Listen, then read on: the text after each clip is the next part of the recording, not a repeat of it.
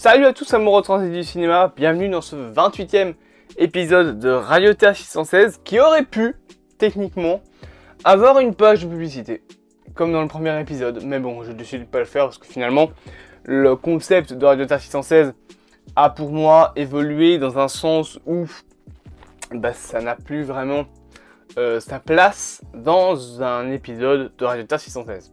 En attendant, bien évidemment, vous le savez, c'est la radio du cinéma, celle qui vous fera danser, celle qui vous fera aimer. Le cinéma, c'est la radio de l'actualité.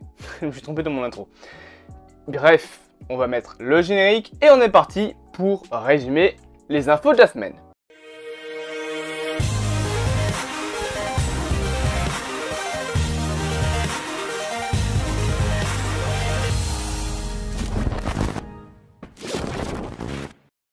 Rubrique numéro 1, série. On va faire un petit tour des actualités concernant les séries télévisées avec une première info concernant la série préquelle à John Wick qui s'appelle Continental, qui est donc le nom du lieu où se retrouvent la plupart des personnages dans les films. D'ailleurs, je rappelle que le 4e film sort en 2023 et c'est une mini-série qui aura seulement 3 épisodes et qui change en fait de plateforme. Elle passe ainsi de Starz à Peacock aux États-Unis. Et en Europe, on ne sait pas encore où ce sera diffusé, surtout que Peacock n'est pas encore disponible en France et en Belgique. On sait également que la série Pennyworth sur l'histoire d'Alfred Pennyworth change de plateforme et est désormais sur HBO Max. Pour sa 3e saison d'ailleurs, elle change de titre pour Pennyworth, les origines du majordome de Batman. On sait également la date de diffusion des 2 premiers épisodes de la série Le Cabinet des Curiosités avec Guillermo del Toro derrière la caméra.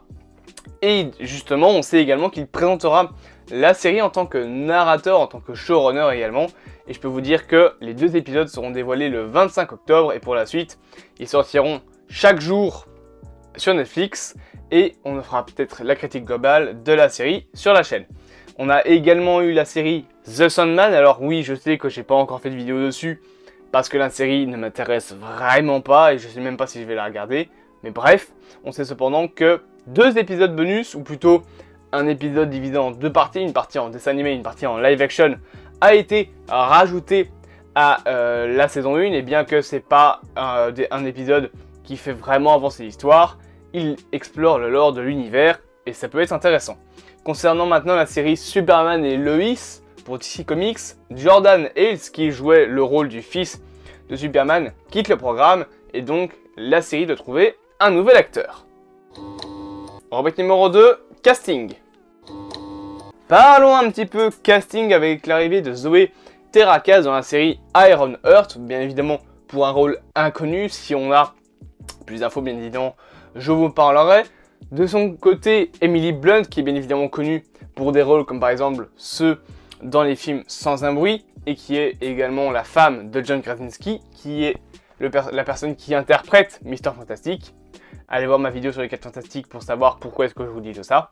Eh bien, elle rejoint Ryan Gosling dans le film The Fall Guy. Alors, ça n'a absolument rien à voir avec le jeu, C'est plus une sorte de réadaptation d'une série policière. Et le film est prévu pour 2024 aux US. On sait également que Viola Davis rejoint le casting de la série Hunger Games, préquelle de la saga avec Katniss Everdeen, et qui suivra toujours et encore le passé de Snow plus de 60 ans avant les premiers Hunger Games. Enfin non, avant les Hunger Games qu'on a vu dans la série, dans la série de films avec Katniss Everdeen, et il devra toujours et encore faire les 10 premiers Hunger Games. On sait également que l'actrice Mari Yamamoto rejoint le casting de la future série Godzilla sur le passé de l'entreprise Monarch. Reparlons 2 petites secondes de Ryan Gosling pour terminer cette seconde rubrique, puisque l'acteur pourrait également rejoindre Margot Robbie dans le reboot du film Ocean Eleven, après avoir joué Ken dans le film Barbie avec également Margot Robbie. Rubrique numéro 3, nouveautés. Vous voyez que les rubriques sont longues et peut-être un petit peu différentes de d'habitude, mais c'est parce que c'est des petites infos, mais qui parlent toutes d'un sujet entre guillemets global, donc je les ai réunies. On a donc bien évidemment des infos concernant des nouveautés qui arrivent.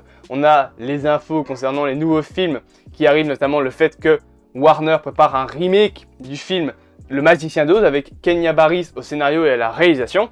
On a également un Kung Fu Panda 4 qui est en préparation pour le 8 mars 2024.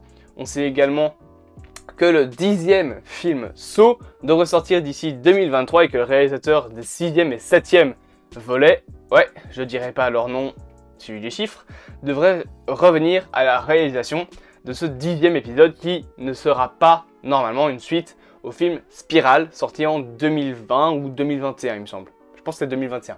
On a également l'info que apparemment Disney aurait envoyé un scénario pour un Benjamin Gate 3 à Nicolas Cage. Je rappelle qu'une série est en préparation dans le même univers. Autre info importante, on sait que le jeu Days Gone, disponible sur PlayStation et qui se passe dans un monde post-apocalyptique où on suit des motards qui doivent survivre donc à des infectés, devrait être normalement adapté en série avec Sam Yuan dans le personnage principal, enfin dans le rôle principal. En plus de tout cela, on a la date de sortie de la série de Tim Burton, Mercredi Addams, donc sur ce fameux personnage de la famille Addams. Alors le trailer est pas incroyable, hein, mais au moins on a la date de sortie qui est prévue pour automne 2022 sur Netflix. J'ai oublié de le préciser. Rubrique numéro 4, ressortie. On sait enfin combien de temps la version longue de Spider-Man No Way Home, qui d'ailleurs sortira le 7 septembre en Belgique, durera de plus puisqu'il s'agira de 11 minutes supplémentaires. Alors je ne suis pas vraiment sûr de payer personnellement 7 € pour un ticket de cinéma pour 11 minutes de plus, mais bon, chacun son avis là-dessus bien évidemment.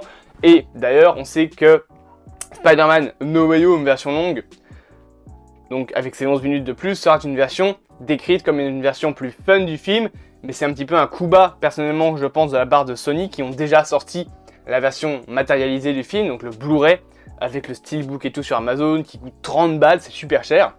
Et là-dedans, bah, du coup, il n'y aura pas les 11 minutes alors qu'il était censé y avoir tous les bonus. Est-ce qu'ils vont rééditer un Blu-ray avec ces 11 minutes là? Peut-être, mais alors c'est vraiment de l'arnaque. On est même pas au niveau de Morbius là quand même. Et autre film bien évidemment qui ressortira au cinéma, si vous avez suivi l'actualité vous le savez. Et sinon bah, bienvenue sur ma chaîne, je fais de l'actualité tous les dimanches, coucou. Et donc bien évidemment vous le savez, hein, Avatar sorti en 2009 sera remasterisé pour l'occasion de la sortie du second film en décembre 2022.